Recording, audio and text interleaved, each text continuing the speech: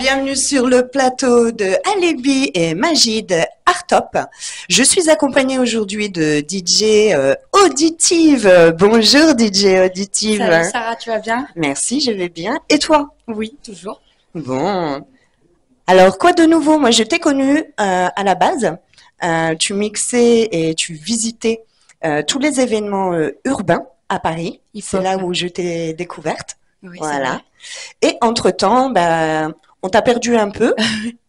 Oui, c'est vrai.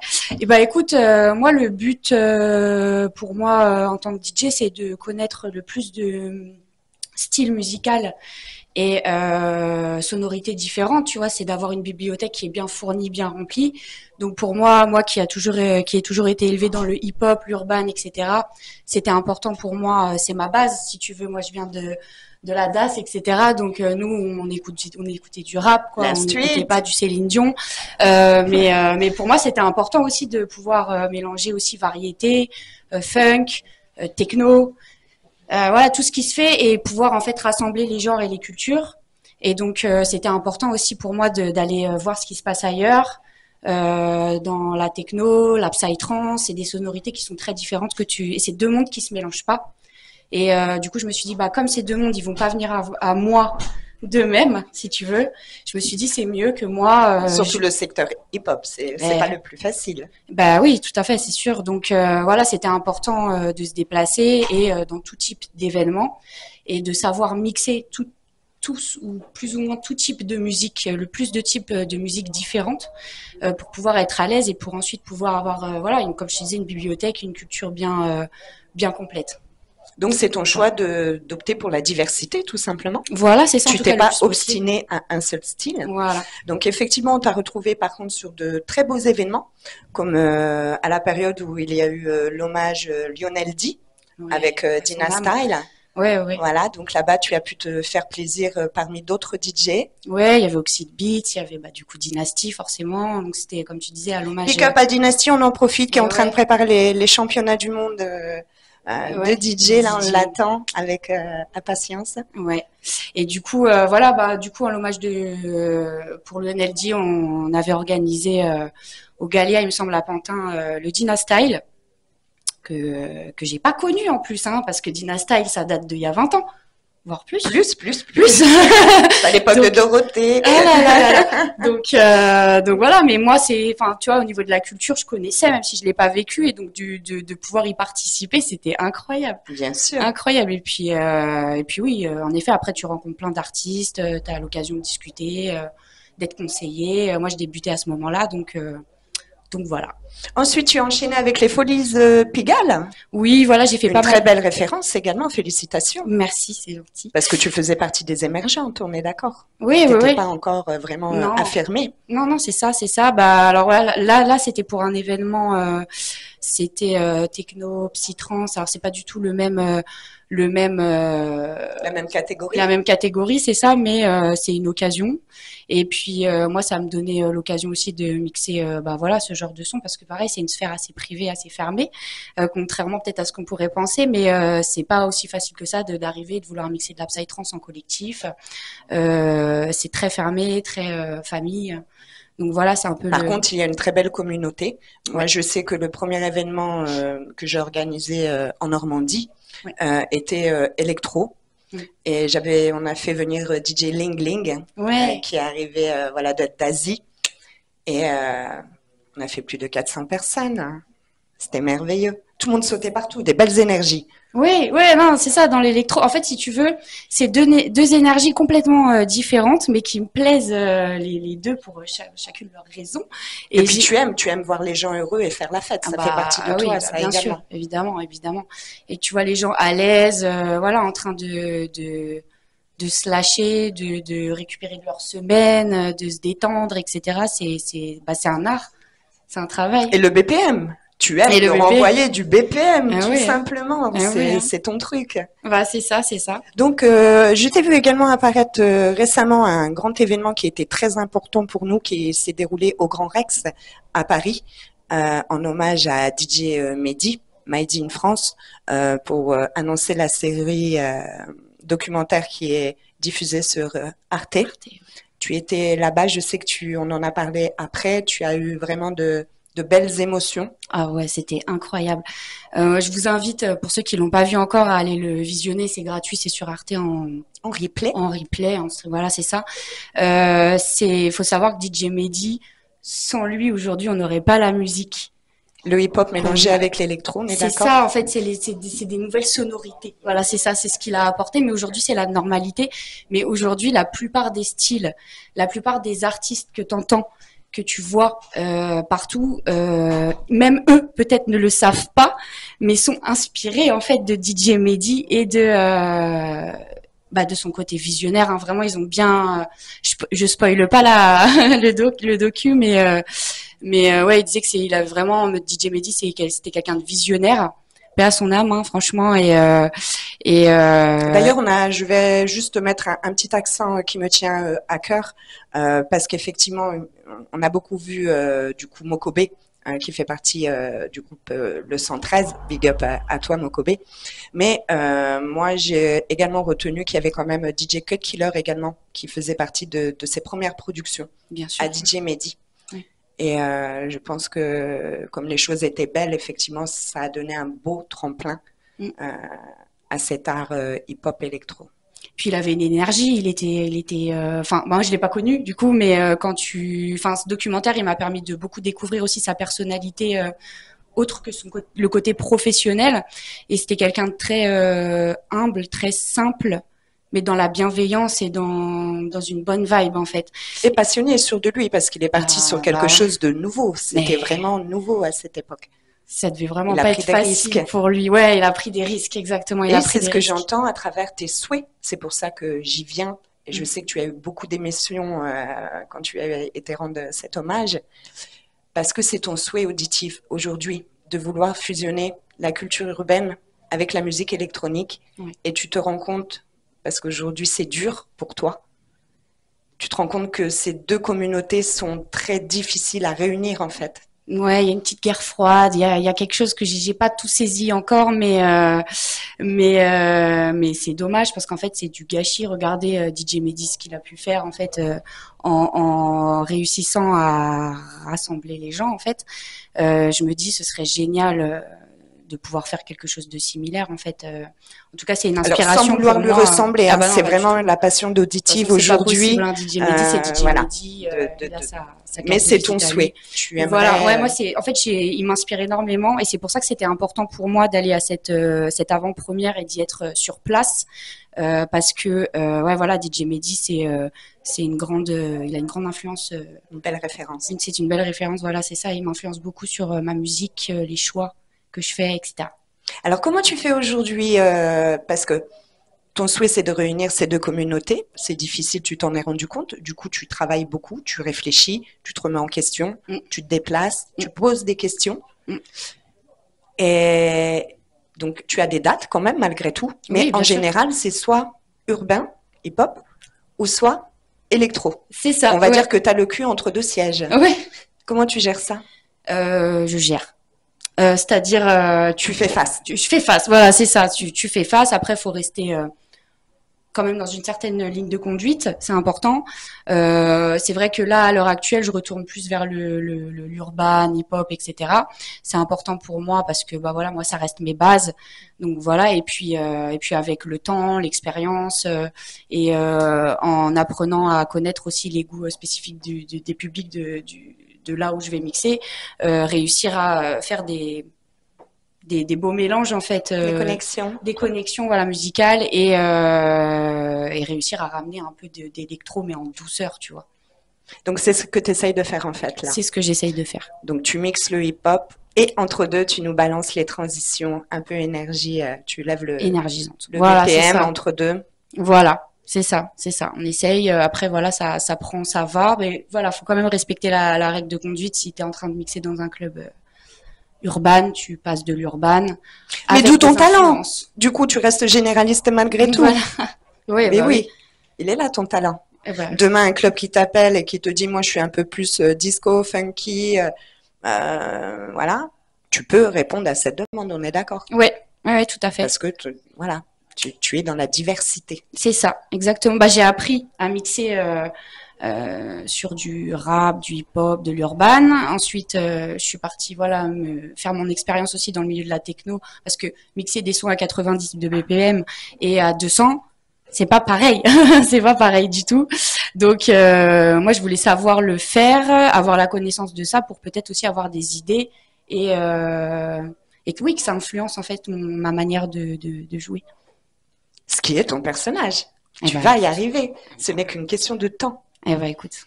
Je sais que tu travailles beaucoup.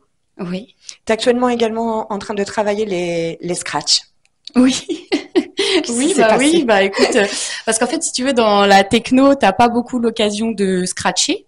Je dis pas qu'il y en a pas, mais c'est pas une habitude. C'est plutôt réservé. Les transitions sont pas les mêmes. Les transitions sont pas les mêmes, en tout cas de mon point de vue. Hein. Après, chacun travaille comme il travaille. Il n'y a pas de passe-passe non plus hein, en électro. Hein.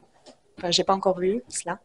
Si tu peux, hein, pourquoi pas, tu peux, mais c'est vrai que c'est pas courant. C'est pas courant. Donc voilà, donc en fait, si tu veux, moi pendant tout ce temps, j'ai appris des choses que peut-être des DJ hip-hop, urban, etc. ne savent pas faire. Mais bon bah à côté, quand tu reviens dans l'urban, tout ça, il faut savoir retravailler et se remettre à jour sur ce qui est recherché, hein, sur ce qui est demandé. Donc voilà. D'où le scratch. D'où le scratch, bah oui, c'est reparti pour les routines. Hein. Que du bonheur, c'est de la piqûre de rappel pour toi. Non, en fait, tu te fais un rappel hein, sur ton planning, session scratch, c'est marqué 20 minutes, finalement 1h30 plus tard, tu y es encore. Donc voilà. Si les gens veulent te trouver aujourd'hui, où est-ce qu'ils se dirigent Auditive? Alors, moi j'ai un compte... J'ai un compte SoundCloud, Instagram, j'ai une page Facebook. Alors, qu'est-ce qu'ils tapent? DJ Auditive. Il y a des accents, toi, t'as des petites exactement, bah, faut rester... on change pas une équipe qui gagne, comme on dit. C'est O''DITIV pour DJ Auditive, voilà.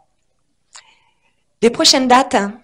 Oui, alors il y a un endroit dans le 77 qui est assez sympa, c'est des grandes grottes. Où ils proposent plein de sortes de marques de bières différentes. C'est assez sympa. C'est pour découvrir. C'est vraiment sympa. Donc on va aller mixer là-bas avec le collectif Archétype pour le 4 octobre. Et ensuite on se retrouvera donc le 19 octobre à la Péniche Cinéma, appelé aussi le Barouda pour ceux qui connaissent, dans le 19e. Et voilà, on commence à 23, on finit à 7. Club quoi. T'entends pas ou quoi? Je te le dis souvent. Alors, j'aime bien la taquiner parce qu'elle a beaucoup d'humour et un bon état d'esprit Auditive. Mais il faut savoir que son pseudo n'est pas anodin. Tu es atteint d'un handicap auditif. Ouais, c'est vrai. Et bah, en fait, Comment c'est arrivé ça? C'est de ta naissance ou ça s'est produit durant ton adolescence? Alors voilà, c'est ça, c'était pendant l'adolescence. Faut savoir que bon voilà, comme tu as compris et comme tu me connais, on se connaît un petit peu. Moi, je viens de la DAS, les foyers. J'ai pas mal tourné malheureusement secteur de assistance sociale, etc. quand j'étais jeune. J'ai pas forcément des parents, c'est pas forcément des exemples. Et malheureusement, moi, je me suis pris un mauvais coup quand j'avais 12-13 ans. Et j'ai pas été soignée et du coup j'ai perdu mon audition de mon oreille gauche et je me suis fait appareiller que quand j'ai commencé à mixer parce qu'en fait c'est là que je me suis rendu compte que c'était vraiment indispensable. T'entendais pas tous les sons? J'entends, tu sais, c'est bête, mais j'entendais pas, par exemple, quand je marche dans la rue, j'entendais pas le son de mes chaussures sur le trottoir ou les voitures arrivaient par derrière. Incroyable. Non mais c'est débile tu vois mais c'est des petits trucs et très en fait, important. C'est important et en fait quand t'es là tu dois écouter un beat, tu dois entendre la caisse claire etc. C'est pas évident, même tu dois entendre bien ton scratch par exemple que tu dois caler avec ta musique à côté si tu veux pouvoir suivre le rythme etc. C'est important. Bien sûr, c'est à la microseconde que ça se joue. C'est ça donc voilà, donc c'était indispensable, donc à partir de là je me suis fait appareiller et ça a changé ma vie hein. Sincèrement. Ouais. Je sais pas si c'est bon d'entendre tout, hein, des fois. Oui, c'est vrai. Alors moi, j'ai l'avantage, c'est quand on me saoule ou quand je veux pas entendre, j'ai qu'à enlever l'appareil, basta. Hein. C'est bon. Je suis dans ma bulle, voilà, c'est ça. Ça te pose pas de problème lors de tes soirées parce qu'il y a beaucoup de bruit, surtout que tu montes dans les BPM. Il n'y a pas des moments où ça te met un peu en souffrance ou... Pas en souffrance parce que après c'est l'expérience, hein. Les premières soirées où j'ai mixé, j'étais pas bien équipée. J'ai découvert ce que c'est un retour quand on m'en a mis un pour la première fois, ça a changé ma vie. Wow. Voilà, c'est ça. Moi, c'est vrai que pour mixer, bon. Voilà, les gens se rendent pas compte, mais c'est hyper important. Ouais, il faut avoir un bon casque, faut avoir un retour parce que quand il y en a pas, c'est vrai que c'est plus compliqué pour moi. J'entends pas très bien ce que je fais, mais je pense que tu peux demander à un DJ qui a toutes ses capacités auditives, il a pas de retour, c'est plus difficile aussi sûrement. Et justement, là où ça fait la différence que certains DJ ne doivent pas utiliser aujourd'hui parce que forcément, quand on n'a pas ce problème, on y prête moins d'attention. Mais toi, je sais que tu essayes également de ressentir les vibrations pour te caler. Oui. Les vibrations, alors faut savoir, pour ceux qui connaissent pas, je vous invite à aller regarder le film Frankie Wilde. C'est pareil, je vais pas spoiler, mais c'est l'histoire d'un artiste qui devient sourd, d'un DJ qui devient sourd et qui quand même fait un album qui cartonne et qui disparaît. Après, il est venu, il a prouvé ce qu'il avait à prouver, mais bon, c'est incroyable. Mais en fait, il faut savoir que on peut mixer. On peut faire de la musique avec les vibrations. Après, c'est pas la même chose, mais c'est une technique aussi. C'est des vibrations, mais c'est tout un taf. Hein. Ça s'apprend. Je crois qu'on a un des meilleurs exemples aujourd'hui, qui est encore parmi nous, grâce à Dieu, mais qui a subi, qui est alité, qui fait la musique à l'œil, DJ Pone. Bien sûr, DJ Pone. Big up à lui. Ouais, gros big up à beaucoup DJ d'amour Pone, pour lui. Ouais, c'est vrai. Il vient de sortir un livre d'ailleurs, donc je vous invite à aller le découvrir. C'est vrai. Tant qu'on peut en parler. Ouais, le livre. Et puis moi, j'avais vu quand il avait sorti, il a fait de la musique avec ses yeux. Il y a un documentaire d'ailleurs. Mais il fait tout avec ses yeux, il écrit. Ouais. Mais faire de la musique, c'est vrai que ça m'avait impressionné. Je me suis dit, tu vois, il y en a, ils sont là, ils ont leurs 4 bras, leurs 4 jambes. Ils se plaignent parce qu'il pleut dehors. Parce qu'il pleut dehors. Bon, après, t'as le droit de te plaindre, il y a pas de souci, mais de toujours trouver des excuses pour jamais rien faire, c'est que finalement, t'en as pas envie et que peut-être t'es pas passionné ou ce genre de choses. Mais quand tu vois que des gens comme DJ Pone, ils arrivent à faire des albums avec leurs yeux, tu te dis en fait, soit tu vas, soit tu rentres chez ta mère, quoi. Si je peux dire ça comme ça. Quels sont tes besoins aujourd'hui auditifs pour pouvoir continuer à évoluer de la manière dont tu as envie? Eh ben, écoute, moi c'est toujours et encore l'expérience, parce que c'est ça qui fait tout. En tout cas, dans mon cas, continuer l'exercice et puis continuer à les mixer. Et puis là, comme je reviens sur le devant de la scène du clubbing, etc. Essayer de trouver des dates, surtout dans l'urban, le hip-hop, etc. pour me remettre dans le bain. Je t'encourage parce que je sais que tu fais tout seul aujourd'hui. Oui. Bon, j'ai des conseils, j'ai des amis. Heureusement, j'ai des amis qui me conseillent en soum-soum, tu connais ça. Donc, heureusement qu'ils sont là. D'ailleurs, big up à eux. Merci beaucoup toujours pour l'aide, le soutien. Oui, l'aide, le soutien, les conseils et les avis des uns et des autres. Les critiques. Et les critiques, mais non, mais ça fait partie. Parce que je sais que moi, pareil, quand je demande de l'aide, j'aime beaucoup avoir, un avis on objectif. aime entendre les bonnes choses, mais la critique est vraiment très constructive. Exactement. Et je sais que tu as l'oreille pour l'entendre. Non, pas de souci. Moi, en fait, à partir du moment où ça peut me faire évoluer, ça peut me faire gagner du temps, de l'énergie et de la connaissance. Et de la connaissance, voilà, c'est ça. Et on prend tout. On prend tout. C'est ça. Si tu devais avoir un message dans ton téléphone à travers les réseaux, tu sais qu'on reçoit beaucoup de messages, ils sont pas toujours très bons. Ouais. Certains le sont, heureusement. Oui. Mais quel genre de message aimerais-tu avoir professionnellement? Professionnellement? Que tu ouvrirais et que tu dirais, waouh, ça y est, ça me met du baume au cœur, ça me donne la pêche, ça me donne envie, je vais tout péter. Qu'est-ce que ça serait? Sincèrement, je pense que ce serait pas d'une personne en particulier parce que j'ai déjà des soutiens. Moi, pour moi, ça me remplit d'espoir et de. Ça te donne des forces. Ça donne des forces, voilà. C'est la plus grande des choses. Disons que moi, pour moi, le genre de message que j'aimerais avoir en me levant le matin, comme on dit, c'est là, tu vas aller mixer en Asie. Là, tu vas aller mixer en Nouvelle-Calédonie. Là, tu vas en Afrique. Là, tu retournes en Europe. Là, tu t'en vas aux States. Ce serait vraiment d'avoir cette liberté de pouvoir jouer pour tout le monde et à travers le monde. Ouais, voilà, c'est ça. Donc ça, tu as conscience que tu peux pas avoir ce genre de message aujourd'hui, étant donné que tu es seule. Donc, en fait, je pense que ce qu'il te faut, c'est un manager et un tourneur. Oui, c'est ça. Bah, peut-être qu'il est temps, oui. Peut-être qu'il serait temps. Peut-être que tu peux demander là dans la boîte magique de Artop. De Artop, bah oui, c'est vrai. Il y a de quoi faire. En plus, il y a beaucoup de gens très talentueux avec le contact, etc. Donc, en plus, tu es disponible tous les jours. Ouais, bah oui, c'est ça. Bah, après, voilà. Après, je fais mon petit bonhomme de chemin. J'ai quelques dates par-ci par-là, etc. Mais c'est vrai que moi, je suis prête aujourd'hui à me lancer vraiment à 100% dans l'aventure et ouais, peut-être qu'on peut pas tout faire tout seul, je sais pas. Non. Donc oui, bah voilà, ça ce serait le prochain objectif, ouais. Je te souhaite de tout cœur, ma auditive. Merci, Sarah. Ne change rien. Merci, bah toi non plus. Écoute, je suis trop vieille pour. Oh non mais j'adore ton énergie, t'es au top. Merci pour tout. Ça fait plaisir, mon bonheur, c'est le tien. Merci de nous avoir suivis, c'est la fin de l'émission. Veux-tu rajouter un dernier message à nos auditeurs, téléspectateurs, internautes?